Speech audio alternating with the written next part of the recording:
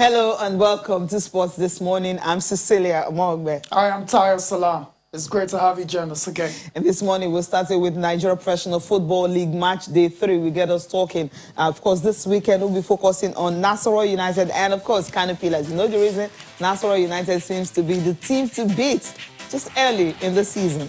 Yes, well, like you said, it's still early doors, but that's definitely a match to look forward to. There's also Plateau United taking on Heartland. We're doing a comprehensive preview of match day 3 of the Nigerian Professional Football League later on the show. Still in sport this morning, of course, another preview. This time the FA Cup, the oldest cup competition in the world. It's in England. It's going to go down this weekend starting from today. Third round fixtures. Yeah, you know what they say about the FA Cup. Expect a few upsets. Of course. All right. Okay, also on the program, let's go to the NBA where you have the Spurs. Of course, the 4-game winning streak of the Lakers snapped. And despite the fact that LeBron James had a double-double of 27 points, 12 assists, it just wasn't enough because they lost to Spurs 118 and 109. Yes, you can say that again. Third time lucky for the San Antonio Spurs. The Lakers had won the 2 previous games, so it's very, very difficult to win, to beat a particular team three times in a row. So you wouldn't want to do that. You want that to happen. Yeah. And they had to beat them at the Staples Center, right there in LA. Okay, so that's where we're starting the show from. The NBA, just the 5 games were played early this morning across the various courts in the USA. We have all the results for you. We're starting off with that very impressive win for the Brooklyn Nets against the NBA leading Philadelphia 76ers. 5-game winning run also snapped. Exactly. It's even more impressive because the Nets have done it without KD or Kyrie.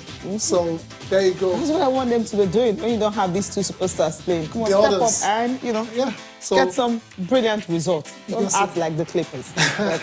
Anyway, so that's the result, 122 to 109 in favor of Brooklyn Nets. Joe Harris with a season high 28 points. Impressive. In that game, we'll talk more about it in a bit. The Cavaliers, 4-point victory over the Memphis Grizzlies. It was Andre Drummond with 22 points and 15 rebounds in that particular victory. Of course, Nigeria's Isaac Okoro as well too contributed 8 points, 2 rebounds, and 2 assists in 39 minutes. It's getting a lot of minutes. Yeah, I love that. But if you look at the box score, it's not the most pleasant. It's not getting loads of points. That's because he brings other things into it. On the table. Intangibles that we don't get to see on the box score is a defense tone setter for the team. It brings a lot of energy, and that's why the coach said it last week when he was missing that this guy we really felt his absence and everything. So it's good to see. And that's what you want to see in a rookie. Exactly. Yeah, as a rookie, you're still learning the game pretty much, but the fact that you can contribute in other ways, that's definitely gone a very, very long way in helping Isaac Okoro get a lot of minutes in his rookie year. Elsewhere, the Mavericks 124 to 117. It was a very exciting game between Luka Doncic and Nikola Jokic, the best 2 Europeans in the NBA. The Spurs 118 to 109 in favor of San Antonio. And last but not the least, the Timberwolves losing 117 to 135 against the Portland Trail Blazers. All right, so let's start in LA, Cecilia, right? Yep, of course, in LA. Staples Center, where you have LeBron of 27, double-double on the night, not just enough. Anthony Davis even had to contribute 23 points and 10 rebounds. But Lakers had to slip to 63. As you mentioned, Greg Popovich obviously is a happy man this morning because you wouldn't want to beat a team 3 times in a row. So they just wouldn't let that happen. And before I started, of course, players and coaches, everyone showing solidarity for the fight against racism in America. Anyways, to the games, like I said, the starters of the Lakers just could not get going. Although AD and LeBron combined for 50 points, defensively they were lacking. They were in there, and that's why the likes of LaMarcus Aldridge was able to go off for 28 points in that victory, and pretty much seal the win. Patty Mills as well too was very, very instrumental in that victory for the San Antonio Spurs. And like I said, the Lakers won 2 games in San Antonio back to back. So on the road. And so of they need course, to so when they come back, I'm like, okay, let's pay take back one of time. you guys. Exactly. So that means the season series is 2-1 in favor of the Lakers. Lakers. But this win is very important It because is. it's the first win for San Antonio in a very long time. 2018, that was the last time the Spurs defeated the LA Lakers. So the monkey's off the back for It's now. off it. And that's why Greg Popovich is obviously very excited this morning. They actually praised the team being able to go on the road and winning 2 games back-to-back on the road. But coming home, they needed to continue that intensity that they had. But it just wasn't to be because defensively, well, they were very They were lagging. Of course, and that's the reason, well, San Antonio had to take advantage of that. At least get one over the Lakers. I mean, it's been a long time. Yeah. Okay, let's leave that and... Yeah, let's go to another matchup on the night. That was between the Portland Trailblazers and Memphis Timberwolves. Minnesota Timberwolves. A very exciting game where Damian Lillard came to the party big time. 39 points on the night in a 135 to 117 victory for Portland. 7 3-pointers as well to the four. Dame Dollar or Dame Time, however we're going to call him. For the Timberwolves is a 6th straight loss. One of the worst teams in the NBA this very early. Back-to-back win when they started. I mean, they had back-to-back win at the start of the day, but then they've suffered 6 straight losses. Malik Beasley struggled against getting just 3 of 13 from the field. For 12 points in 28 minutes. Carmelo and Damian Lillard all smiles, of course, after another victory. Dangerous for Portland. For the Minnesota Timberwolves, they've been playing without Karl Anthony Towns. That's probably one of the reasons why they're struggling at the moment, but they still are very decent players. I mean, on the roster, D'Angelo Russell. To actually come, D'Angelo Russell was decent on the night. 26 points. The other guy, Anthony Edwards, as well, too, was decent, 26 points, but it just wasn't enough to get that victory. And for Portland, they just need to carry on, in this way, keep chalking up the wins, and perhaps they will end.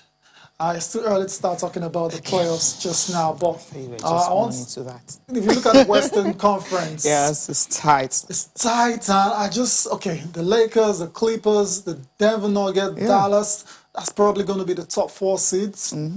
Yeah, so maybe Portland. Can start. Anyways, it's too early for that. Let's talk about San Antonio Spurs. Spurs as well too. Oh, okay. Let's relax on that. I mean, the Phoenix Suns. Don't forget them. Phoenix Suns. I mean, those guys. There you go.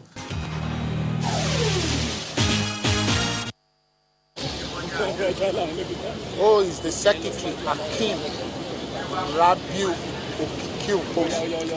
Rabiu Okikio. Hakim, A.K.A.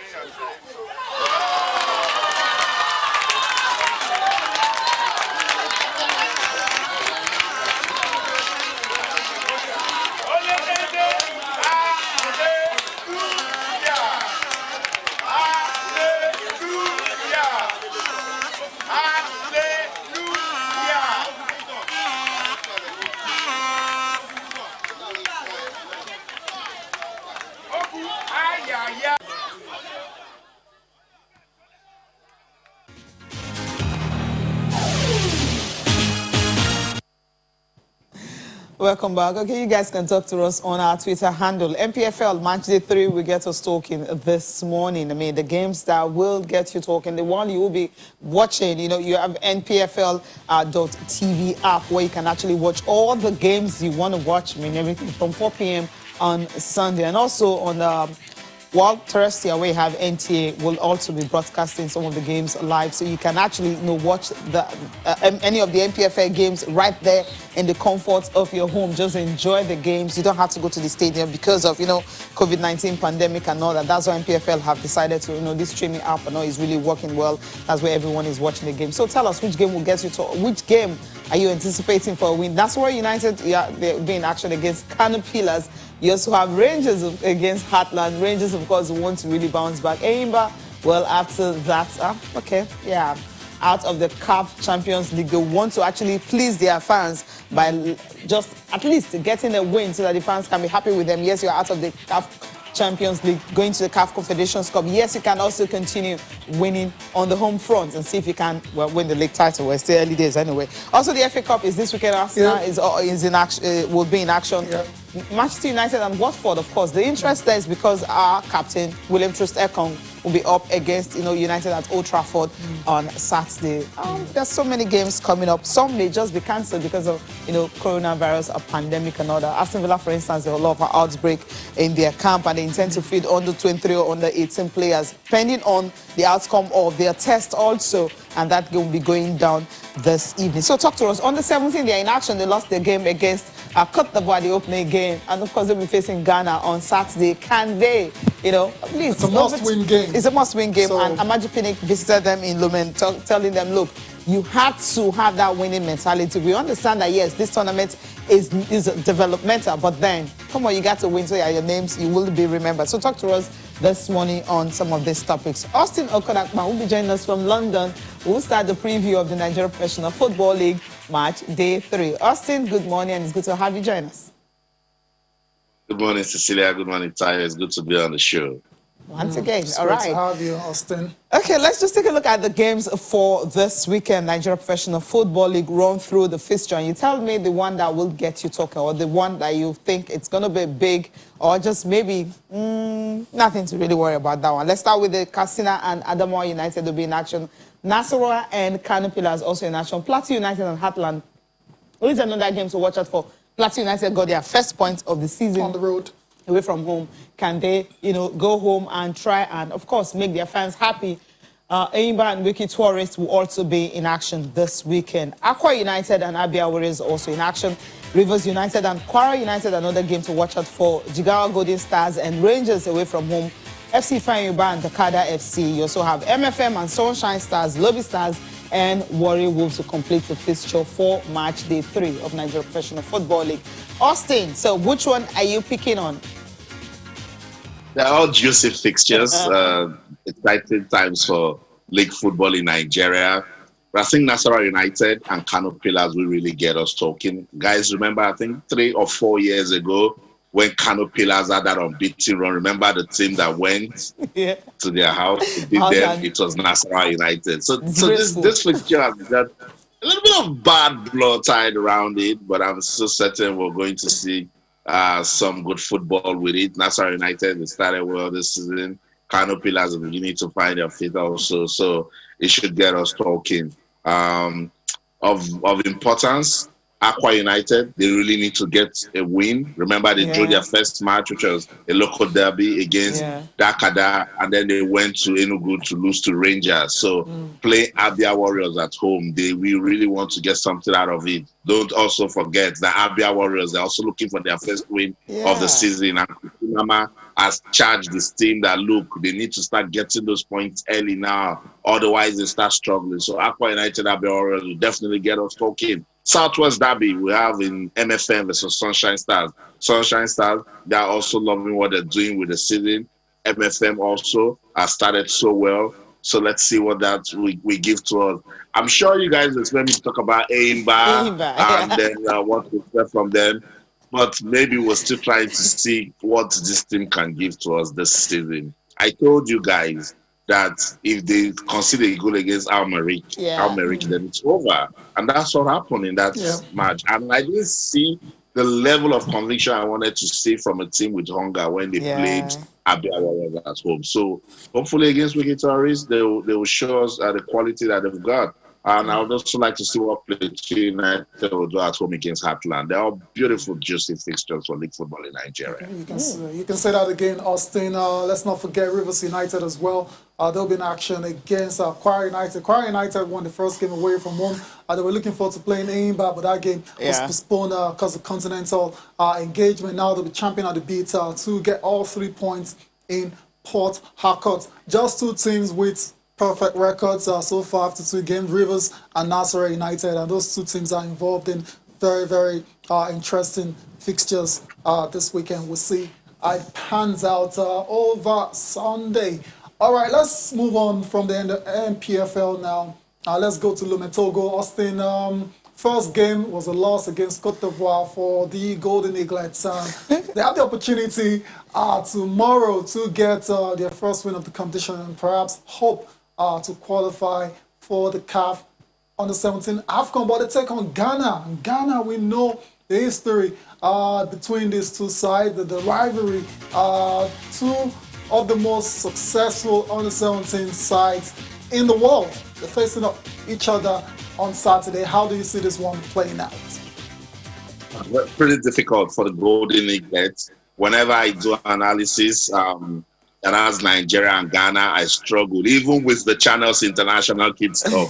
When it's a school from Nigeria and that from Ghana, then you should be ready for some level of competition. True. A pretty difficult situation the Golden Eaglets have found themselves. And, we talked about it.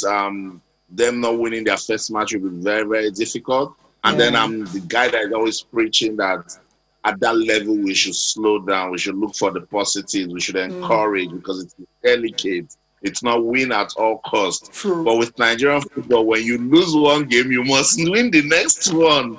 They don't care if it's under 2. So against Ghana, it will be tough. Remember, the under-20 team lost to Ghana at the Wafu B to crash out. And so there will be some level of vengeance on the part of the Golden Eaglets. This Golden Eaglets, I saw a lot of quality in that match against Cote d'Ivoire, but they don't know how to take chances. So if they take their chances tomorrow against Ghana, they're likely to win that one. But Ghana will come all out to say, look, this is Nigeria. And since it's Nigeria, it's the AFCON final for them. So they're going to give everything that they have.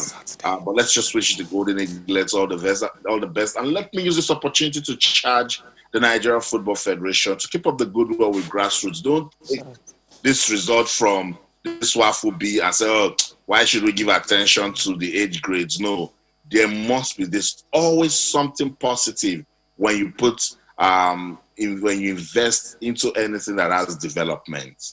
Yeah, I love that, because, we learned that the president of Nigerian Football Federation, he was actually with the boys, in Togo, trying to tell them that they need to actually have this robust winning mentality, that Nigerians are known for. It may just be 8th grade. They're not telling them to win at all costs, but they understand that, yes, winning is part of the game. So if you don't win, it's always difficult because everyone wants to do the next on the 20 or on the 21 or even maybe the next set of Super Eagles. But if you look generally now, outside the set of Victor Osimhen, it's hard to actually see some crop of young players coming up. You can say we can pick from these boys. And that's the reason we keep looking at young stars that are not born in Nigeria. Just maybe if these guys start winning, apart from developmental, you have some 2 or 3, 4, 5 players that you can pick out and say, we can actually groom this squad, to the next level.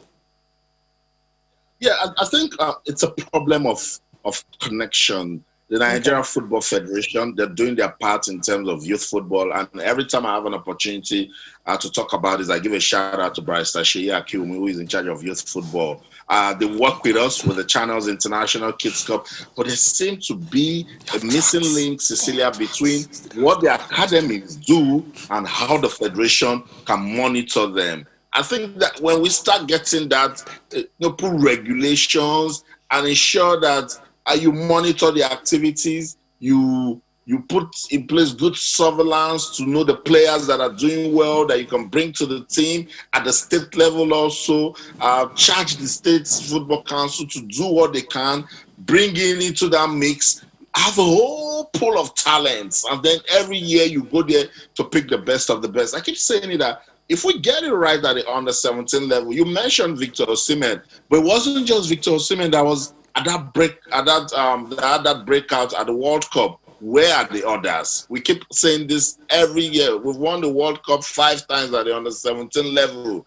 Then you pick out 2, 3, max 5 players. Then you start looking for the rest. That's not development. It should be 360 degrees banding. And by the time they start doing this, we don't know these guys now until maybe they go to the World Cup and then they win. Now they're at the global level. But there must be programs in place for continuity. When they come back, what's the next step? In most cases, we lose them to sometimes even family. Family will tell them, no, you must go to Europe. Academies want to also ship them out because they feel they've invested in these players. And then when they go to Europe, sometimes it's all over. You don't get to hear from them again. So we must make a policy statement on how to discover and nurture talents. Put in place monitoring mechanisms that will make these kids feel special. That even if they don't go to the World Cup, they know they've got a glorious future if they intend to still play football. All right, I got your point there. Let's just leave this one and quickly go to the FA Cup, some of the games that will be played this weekend, starting on Friday. And, of course, you know, Aston Villa and Liverpool is the one that everyone is actually anticipating. But then the reports from that camp is not pleasing. But before we do that, let's just take a look at the fixtures for this weekend, starting with the one of today, which is the Aston Villa and Liverpool clash. You also have another one coming between Wolves and Crystal Palace. Yeah, so all Premier League affairs later tonight. Word just coming out from England says Aston Villa and Liverpool will actually go ahead. But their Premier League game against Tottenham is in doubt because of that coronavirus outbreak in the Villa camp. Austin, yeah, I mean, you're in England there and you know the situation in terms of the virus and the lockdowns and all the restrictions in place now. But for Aston Villa, they're in a very, very tricky situation. They intend to go ahead and play this game against the champions of England using their under-23 side. Austin, if the game does go ahead tonight, surely it should be a straightforward win for Liverpool. Yeah, that's what it is. Because the team Aston Villa is presenting is they cannot go against Liverpool. But what am I to make predictions? Remember the last time I talked about Manchester United? And so football can be funny. You know, Liverpool can actually come there, be complacent, and then these under 23 guys would want to make a statement. Am I just going to win? Now we see those sort of vibes with cup competitions. But as I said, with what I've been hearing from Birmingham, it's not really good. So for Aston Villa cancelled their first team training ahead of this match with Liverpool. So if they cancel and they're not comfortable to go on with it, I wonder why the FA is going on with that. So Jurgen Klopp should also be bothered. But hey, everybody's being professional. Or they say we should play football. We're going to play football.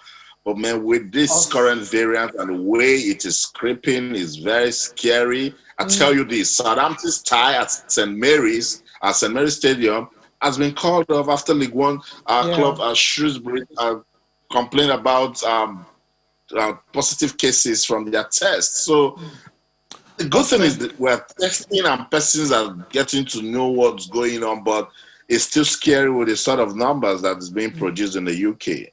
Yeah, you're right, Austin. The very robust health and safety protocols to try and protect the players as well as the public as well has been put in place by the football authorities. Before we leave the FA Cup, Austin, quickly, there are other games that will go ahead on Saturday and on Sunday, and we'll just push it on to you to give us your where we're likely to see an upset. Arsenal will take on Newcastle, Stoke versus Leicester City, there's Manchester United versus Watford. What's going to happen in that game at Old Trafford? Yeah, you go again, trying to make me talk. Come on. No, so these are very beautiful fixtures. Manchester United, I'm sure like never before, they would want to bounce back against Watford. But with cup competitions, I've told you that's the sort of vibe we'll get to see. But Arsenal fans should be a bit worried against Newcastle. True. But then again, potential banana skin actually in that one, and the beginning to talks about Ozil and that he can go away, if he wants to in January. It puts a little bit of distraction into the team. They have a good form. I think they've won their last 3. Exactly, they're in great form. Yeah, they're in great form, no doubt. But that's what cup competition can do. Can come and dent your good form in the league unless you take it seriously and go on to win. That's why Jose doesn't play with all of these competitions. He sees all of them as a cup final. Austin. So I look forward to see Manchester United and Watford. I'd like to take a good look at William Troost-Ekong, see how competitive he has been at Watford. So yeah, that's a good game to look forward to. Man U Watford. All right, then. You mentioned that Jose just a few seconds ago. I think they have the most intriguing fixture in this 3rd round. They're taking on Marine FC, 8th tier in English football. I mean, is that if Spurs lose this game, it's going to be the biggest upset in football history. Am I reacting? And Jose, right after they qualified for the League Cup final, he said that, look, the same way I approached this one against Brentford, it's the same way we're going to approach Marine. And he made a valid point. He said, and it's not just because we want to play football, it's because we show respect to every team as long as it is professional football. And this is professional football, and I totally agree that if we see an upset there to arguably maybe when MK Dons actually stormed Manchester United, I think 2 seasons ago, I got us talking, but with Marine, in fact, Marine sounds like one amateur club somewhere in no division. So it's unthinkable for Jose to go and lose there. But hey, it's football. But I'm not taking anything away from Birmingham producing a surprise result against Manchester City. Wow. Interesting. All right, Austin, just we'll still get back to you, but that'll be after this short break. All right, welcome back. We have Ben Alaya in the studio this morning. Ben, Happy New Year, and it's good to have you join us. Happy New Year to you all and to everybody in the studio. Happy New Year to Austin Okonakpan. And he's coming back from London. He should bring something from the Queen. All right, then. All right, okay. So let's quickly touch down on Mesut Ozil and all. I mean, Arteta has actually confirmed that, yes, the guy can leave. That's if, I mean, the deal is right. If it's not right, well, you have to stay and keep sitting on the bench. Yeah, but if understands. He understands that. But, before I ask you the question, I'll go to Austin. Let's just take a listen to Arteta talking about Ozil this morning. I don't know what it's going to happen. Obviously, now he's free to negotiate with other clubs. We will discuss internally what's the best situation for him for the near future, and obviously with the player and the agent, and try to find the best solution for everybody. We know that we have a really important player that is one of the key players in the past few seasons for this football club. We have to make a decision. I have to make a decision. I made it. I knew the consequences of it, and now we're gonna have to make another one in January, and we will. He had to make a decision, and he knew the consequences of it, and of course he's standing by it. But another clause is, I mean, if you want, I mean, this player is not playing, he can talk to other clubs, but only when the deal is right. Do you have to wait for a right deal? Because we had the news, I mean, MLS, Turkish side from the Fenerbahce, they're all talking to him and all that. Yeah, I mean, you can just let him go, no matter the deal and all that. 350,000 quid. I remember that Arsenal borrowed some money from, borrowed money from the government and all that, about 1 million plus and all that. So if you... Ben. You are forcing a player of quality. I mean, he's not injured. He's not sick. He doesn't have COVID-19. Why putting him on the bench and expecting the right deal? I mean, it's frustrating for a World Cup winner to be so treated. I'm an Arsenal fan, but the way Arteta handled it, like he rightly said, he knows the consequences. He's just doing well now. Something may still happen in future. And Ozil might have the last laugh. I don't think he was properly treated. If a coach like Arsene Wenger can go for such a quality player, I don't think a younger coach should. Perhaps it is just beefing. Because maybe he thinks that Ozil is almost his age mate.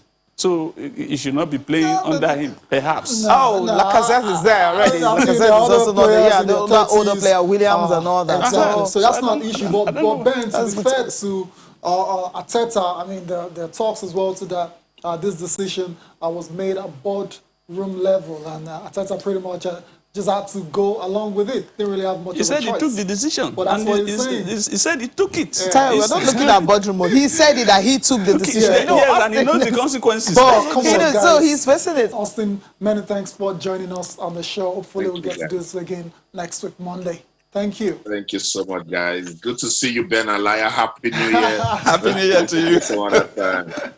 Happy New Year. Cheers, Austin. Cheers. All right. Let's leave it. Arsenal wasting money, Arsenal borrowing money, Arsenal struggling. They have a player. Papers. Okay, papers right now. I'll start with Complete Sports here. Complete Sports. Okay, just quickly before you do the papers. Okay. Just let's try and take a couple of tweets. Austin, Cecilia. Onish Sean Paul, you're pretty much agreeing with us as well. So there's more to it in this Ozil situation. I'm very disappointed in the board and Arteta. Cecilia, there's something from Noble Fly as well. In my opinion, Ozil should move on to where he will be appreciated. There's no point crying over spilled milk. And Aston Villa will shock Liverpool tonight with their under-23s, really. Okay, it went on to say Grealish has the magic wand. Okay, Grealish will not be playing tonight. Yeah, so not that. Boston says, I still don't get the keeping of Ozil. If a player is supposedly your highest paid player and is not playing, then we should cut our loss and let him go for free. Go and let him go to free up wages.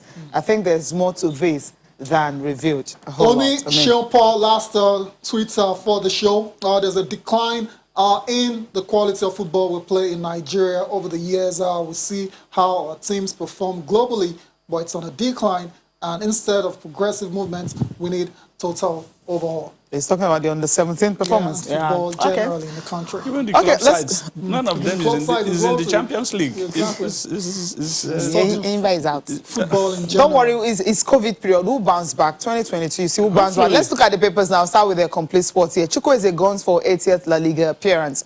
Okay, that's a good one. Target second goal in 5 minutes against Celta Vigo. They're playing today. Okay, Awoni says, I'm at home at Union Berlin. Attributes goal scoring feat to perfect environment at the club. You know, we talked about Awoni on, was it Tuesday or Monday when we said he needs a home? Monday. Is this Union Berlin amazing scoring goals? Well, should he just make the deal permanent? Awoni has always been, I think he should make it permanent. If he's going to be a regular, you know, he started out as a sub, and now he's playing regularly. Also, he was a defender at the junior level. Then now he's a midfielder, and he's doing quite well there. So it means that he's versatile. And I think he should make it a permanent deal. Yeah, surely that has to be the way forward. Sporting on the next one here, Agu says, indeed, Nigeria's best player. Amao promises improved golden neglect against Ghana. And Kalu makes long-awaited return for Bordeaux. That's a good one for him. That's, who's that? Kalu. Yeah, Samuel Kalu. After that injury. Okay, all right, the last Life, one. Okoye worth 339 million naira. That's according to some Sporting Life. Eagles goalie reaches highest market value, of course, because he's been playing well now for Sparta Rotterdam. There's also Liverpool outbid Real Madrid for Alaba to offer 9 million a year contract to the Austrian defender. Sanchez has missed 8 of 12 penalties. Not very good record there for Alexis Sanchez. Alexis Iwobi confirms fans pelted Super Eagles with stones. That was after the 4-4 draw against Liberia. That's not funny at all. Yeah, that's not funny. I think the fans have a reason to be angry. You know, you don't come and play against, and then you were leading by 4-1, and then you come down to 4-4. Then let's not go there again. Let's leave the studio. Let's clap for Nkoye if he gets that deal. Yeah. I mean, it's been long that we have a quality goalkeeper in Europe. Yeah. Anyway, except in the days of Wilfred Agbanawari, Yeah. Peter Rufai, Aloy Agu, Vincent as well. Vincent Enyama, Aston Ejide and co. Okay. Now, if we have one now, and it's worth some millions, we should be happy. We should be happy about that. Thank you so much for coming on the program this morning. Always a delight. Appreciate your time, Ben. Thank you guys for watching. I'm Cecilia Mogbe. Have a fantastic weekend. I am Taya Salam. Enjoy the rest of your day.